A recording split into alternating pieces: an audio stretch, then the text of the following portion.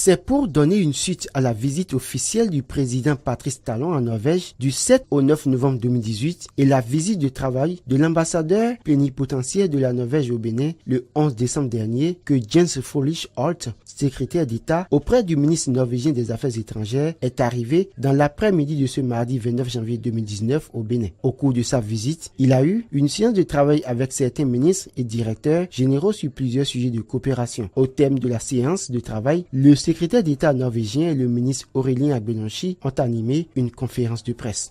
Nous voyons que la compagnie norvégienne s'engage au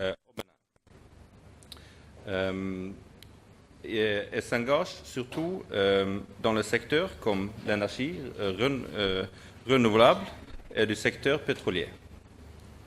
Une délégation économique et commerciale d'hommes d'affaires norvégiennes est prévue pour avril. Nous sommes aussi sur le pied d'ouvrir un consulat honoraire à Cotonou, ce qui va aussi profiter de la coopération économique. Nous avons eu de bonnes relations de la coopération future. Cela inclut l'économie bleue et aussi l'éligibilité du Bénin au programme Oil for Development. À cet effet, une mission du secrétariat du programme Oil for Development sera au Bénin en mars prochain. Le secrétaire d'État norvégien Jens Frølich Holt a par ailleurs remercié le gouvernement béninois pour les décisions prises. Il espère que les relations entre les deux pays vont continuer et s'élargir à d'autres secteurs. Nous avons passé en revue divers secteurs. Nous avons parlé bien sûr de SEME.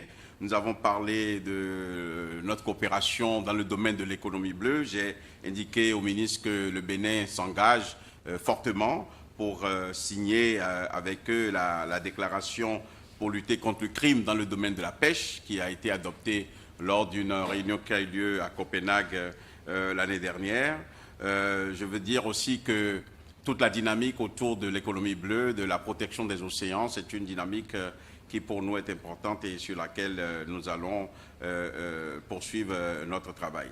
J'ai également au cours de cette séance demandé que la Norvège nous soutienne dans un certain nombre d'initiatives que nous allons prendre sur le plan international, dans la conquête que nous souhaitons faire de certaines fonctions sur le plan international. Les ministres qui ont participé à cette séance de travail ont chacun dans leur secteur exprimé leurs préoccupations et leurs attentes. Occasion pour Aurélien Agbenonshi de réaffirmer le soutien du Bénin à la Norvège pour son admission comme membre non permanent du Conseil de sécurité de l'ONU pour la période 2021-2022. Le gouvernement norvégien a par ailleurs approuvé l'ouverture d'un consulat au Bénin et la nomination du premier consul honoraire en la personne de Huguette Bokwe Nyankadja.